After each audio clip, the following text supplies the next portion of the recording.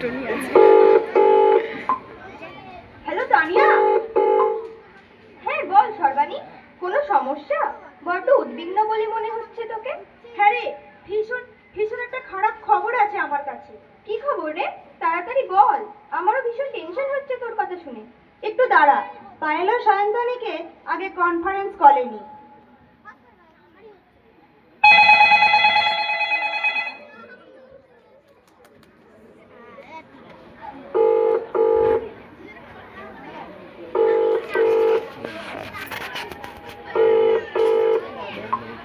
হ্যাঁ বল সর্বাণী।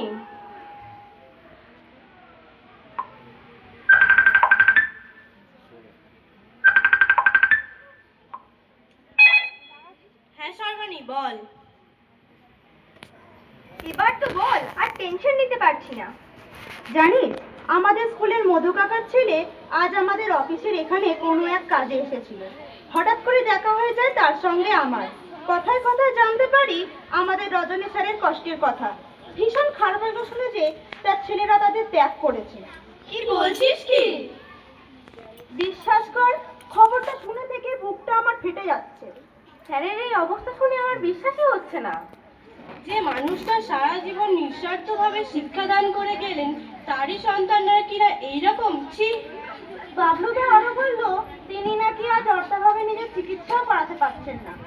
আমি ভাবতেই পারছি না সর্বাণী, যে মানুষটা আমাদের শিখিয়েছিলেন অন্যায় যে করে আর অন্যায় যে সহে তব কিনা তারে যেন তৃণসম দহে, আজ তার নিজের ছেলেরাই তার উপর এমন অন্যায় করছে। আমরা কি কিছু করবো না? বেশ কয়েক বছর আগে একবার খবর পেয়েছিলাম রিটায়ারমেন্টের আগে নাকি তার হার্টের প্রবলেম ধরা পড়েছিল।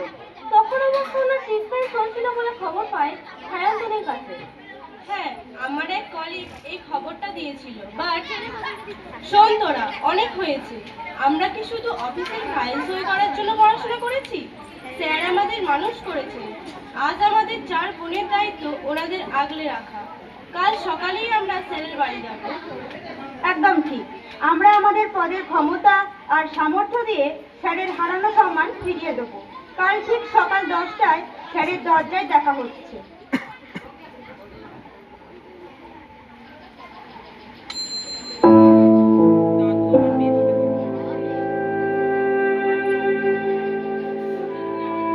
স্কুল থেকে এসেই ফোন অন করে দিয়েছে, এক্সপিরিয়েন্স করে দিয়েছে দেখতে।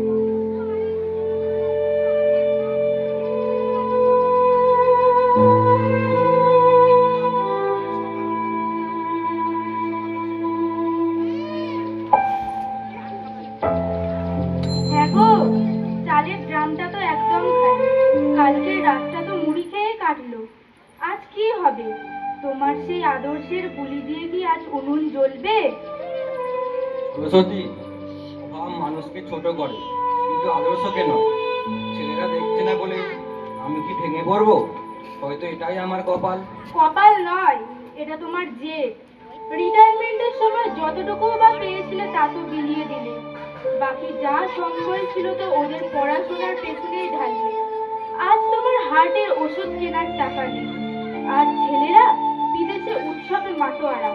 আমি আর নিতে পারছি না এই অপমান। আমি একজন ব্যর্থ শিক্ষক সরস্বতী। আমাদের সন্তানদের আমি মানুষ করতে পারিনি। জীবনটা কোথায় এই অন্ধকারই শেষ হয়ে যাবে।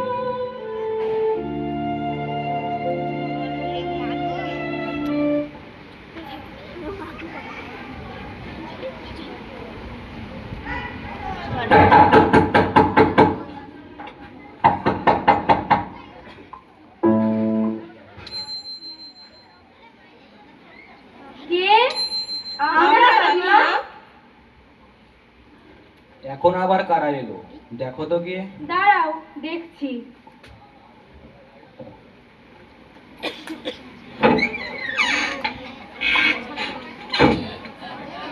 চিনতে পারছেন স্যার আমাদের? এ মা তোরা, মুখগুলো বড় চেনা চেনা লাগছে। চিনতে পারলেন না স্যার? আমি আপনার সেই অবাধ্য ছাত্রী সর্বাণী। আজ আমি এই জেলার ডিসি। আমাকে চিনতে পারছেন কাকিমা? আমি সায়ন্তনী। আপনার হাতে রান্না খেয়ে পরীক্ষা দিতে যেতাম, মনে আছে? আমি এখন একজন কার্ডিওলজিস্ট। আজ থেকেই স্যারের চেকআপ আমি শুরু করব। আমাকে চিনতে পারলেন না স্যার? সেই যে মেয়েটাকে আপনি একবার খুব ধমক দিয়েছিলেন ক্লাসে গল্প করার জন্য, মনে পড়ে স্যার? পরে সেই আপনিই আবার ভালোবেসে তার মাথায় আপনার আশীর্বাদে হাত রেখেছিলেন। আমিই সেই মেয়ে। আজ আমি এই অঞ্চলের ভিডিও পায়েল। আমিও কিন্তু এসেছি স্যার, আপনার সেই বদমাস তানিয়া। মনে পড়ছে তো স্যার? আমি কিন্তু আপনার দেখানো পথেই হেঁটে চলেছি। আজ আমি একজন শিক্ষিকা। যেদিন সমাজ আমাদের দূরে সরিয়ে দিয়েছিল, সেদিন আপনি আমাদের কাছে টেনে নিয়েছিলেন নিঃস্বার্থভাবে। আজ আপনার আশীর্বাদ আমরা সমাজে মাথা উঁচু করে সসম্মানে দাঁড়াতে শিখেছি। তাই আজ আমাদের কর্তব্য আপনার সেই সম্মান ফিরিয়ে দেওয়া। তোরা এত বছর পর এই জীর্ণ কুঠিরে কেন মা? আমি তো ভেবেছিলাম পৃথিবী আমায় ভুলে গেছে। পৃথিবী ভুললেও আপনার ছাত্রীরা আপনাকে ভোলেনি স্যার। আমরা 4 জন মিলে সিদ্ধান্ত নিয়েছি, আজ থেকে আপনার আর কাকিমার সব দায়িত্ব আমাদের। এই বাড়ি মেরামত হবে, আপনাদের সব চিকিৎসা হবে, আপনাদের কোনো অভাব আমরা রাখতে দেব না। স্যার, আপনার ছেলেরা নেই তাতে কি হয়েছে? আপনার 4 মেয়ে তো আছে। আমরা আজ থেকে আপনাদের সরকারি পাহারায় আর পরম মমতায় রাখবো।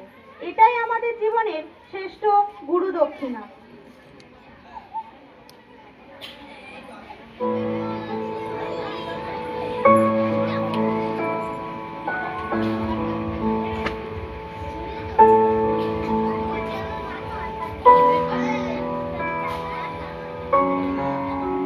আমি ভুল বুঝেছিলাম তোমায়।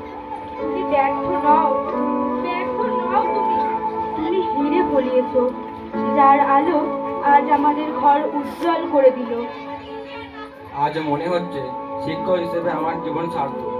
আয় মা আয়, কাছে আয়, দু চোখ ভরে তোদের দেখে আজ আমার সব অন্ধকার দূর হয়ে গেল। পরশমণি